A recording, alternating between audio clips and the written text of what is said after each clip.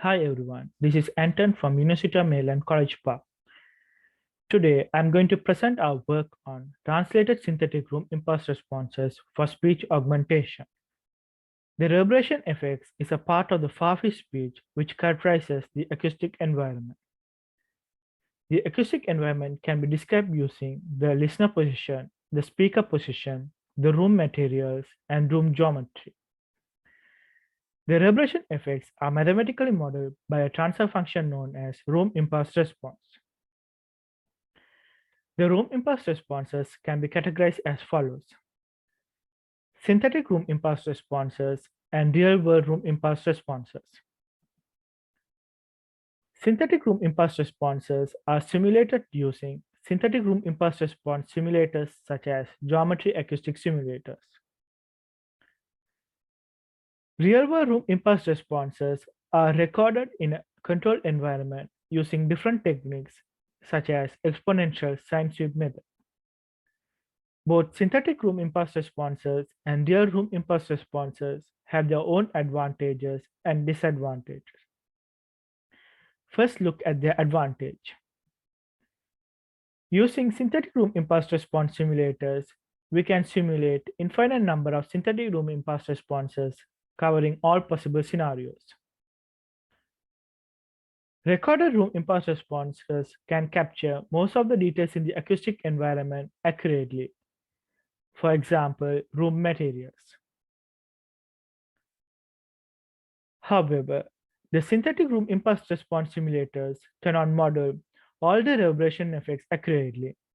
For example, the geometry acoustic simulators cannot model low frequency wave effects such as diffractions and room resonance. We require a lot of human labor and special hardware to record real-world room impulse responses, and the real-world room impulse responses are recorded in a controlled environment. Therefore, we cannot record real-world room impulse responses for all varieties of scenarios. In our work, we propose an optimal post-processing approach to improve the quality of synthetic room impulse responses using real-world room impulse responses. We improve the quality of synthetic room impulse responses by compensating low-frequency wave effects similar to those in real-world room impulse responses. Our post-processing approach consists of two stages.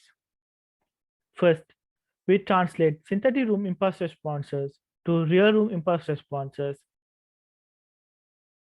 using our proposed one-dimensional cycle GAN architecture known as Ts-Rir GAN. Then we perform real-world subband room equalization on the translated room impulse response. We design a Ts-Rir GAN architecture that learns a mapping function between one-dimensional synthetic room impulse responses and real room impulse responses in the absence of paired examples. Inspired by the waveGAN architecture, which applies generative adversarial network to raw waveform audio, we directly input room impulse responses as raw audio samples to our network to learn the mapping function. In most cases, real and synthetic room impulse responses are less than 1 second in duration.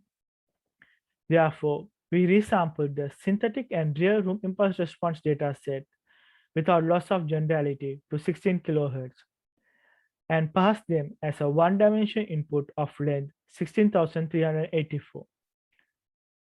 Our objective function consists of adversarial loss, cycle consistency loss, and identity loss to learn the mapping function. In the subband room equalization approach, we bridge the gap in the frequency gain of the real and synthetic room impulse responses over the entire frequency range. The subband room equalization consists of two stages: subband relative gain calculation and equalization matching. Let's look at the relative frequency gain of the recorded room impulse response and the simulated room impulse response. We can see that the relative frequency gain of the simulated room impulse response is almost flat, and it is significantly different from the recorded room impulse response, especially in the low frequency region. Therefore, we compensate the difference in the relative frequency gain using our subband room equalization approach. First, we calculate the real-world subband relative gain. For that, we compute the relative gain from the frequency response by taking the gain at the 1000 Hz as the reference. For each room reference, here we calculate the relative frequency gain for each real room impulse responses in the real-world room impulse response data set. Then we extract the relative frequency gain at 7 unique sample points for every real-world room impulse response. Here, the chosen sample points are at 62.5 Hz, 125 Hz, 250 Hz, 500 Hz, 2000 Hz, 4000 Hz, and 8000 Hz. The mean and standard deviation of the relative gains for each sample points are calculated, and then we model a Gaussian distribution using the mean and standard deviation of the relative gains of each sample point. Then we resample equal number of relative gains for each sample point using the Gaussian mixture model. Instead of using the relative gain of the real room impulse responses, we use the resample relative gain to avoid duplicating real room impulse response during equalization matching. Once we calculate the resample relative gains, we perform the equalization matching. For equalization matching, first we compute the relative frequency gain of synthetic room impulse response at the chosen sample points, taking the gain at the 1000 Hz as the reference. We calculate the difference in the relative gains of the synthetic room impulse response and the resample relative gains. Next, we design a finite impulse response filter using window method to compensate for the difference in the relative gain. We filter the synthetic room impulse responses using our design FIR filter to match the subband relative gain of synthetic room impulse responses with the resample relative gain. We tried 4 different combinations of our post-processing approach to come up with the optimal combination. In the first combination, we only perform subband room equalization. In the second combination, we first perform subband room equalization, and then we translate the equalized synthetic room impulse responses to real room impulse responses using our Ts-Rir GAN. In our third combination, we only translate synthetic room impulse responses to real room impulse responses using our Ts-Rir GAN.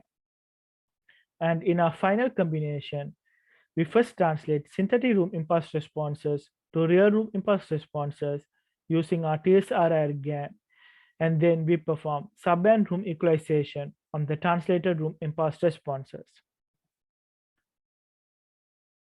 We choose the optimal combination of our post-processing approach based on the acoustic parameter values of the post-processed room impulse responses and the energy distribution of the post-processed room impulse responses. We use following acoustic parameters to choose the optimal combination. They are reverberation time, direct to reverberant ratio, early decay time, and early to late index. Reverberation time measures the time taken to decay the sound pressure by 60 decibel. The direct to reverberant ratio is calculated by dividing the sound pressure level of the direct sound source by the sound arriving after one or more surface reflection. Time taken for the sound pressure to decay by 10 decibel is multiplied by a factor of 6 to get early decay time. Early to late index measures the proportion of total sound energy received in the first 50 milliseconds to the energy received during the rest of the period. We calculate the mean acoustic parameter values of the real-world room impulse responses, unmodified synthetic room impulse responses, and the post-processed synthetic room impulse responses. Among the post-processed synthetic room impulse responses, We can see that the last two combinations has similar mean acoustic parameter values as the real-world room impulse responses. The mean direct-to-rubber ratio, mean early decay time, and mean early to late index of the last two combination of our post-processing approach is more closer to the real-world room impulse responses.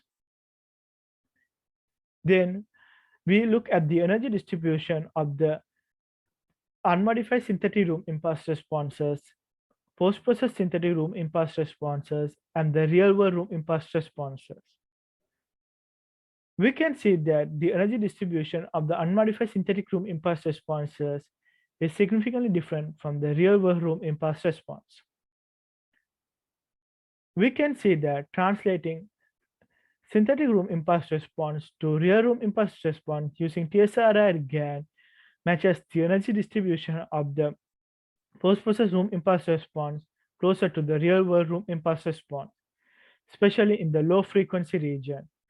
We can see that both a real room impulse response and the post-process room impulse response have high energy in the low frequency region when compared to the unmodified synthetic room impulse response.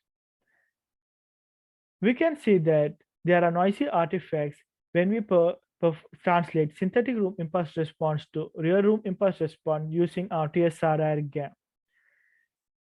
When we perform subband room equalization on the translator room impulse response, these noisy artifacts are removed to a greater extent.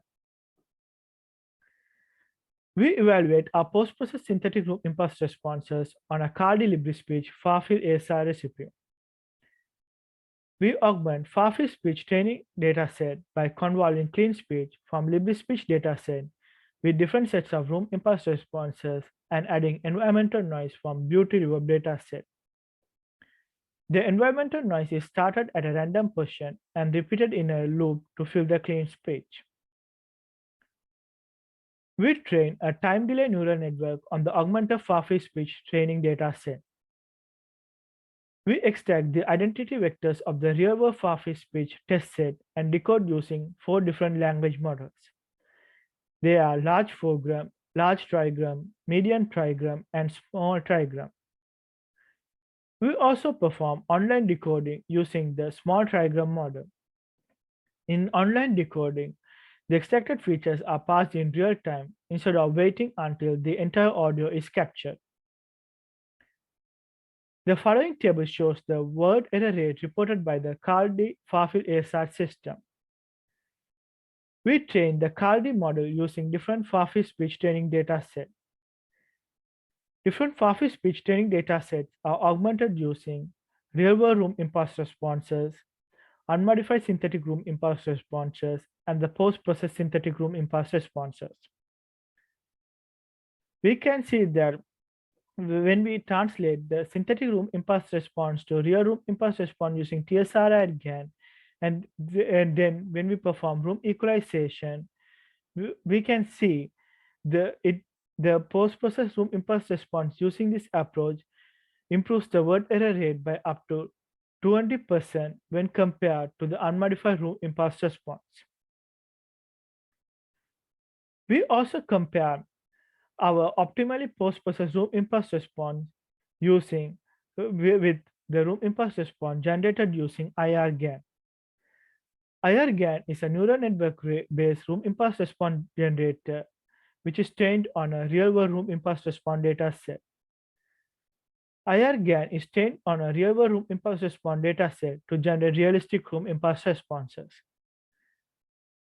We can see that our post-process room impulse response perform better than the room impulse response generated using IR GAN.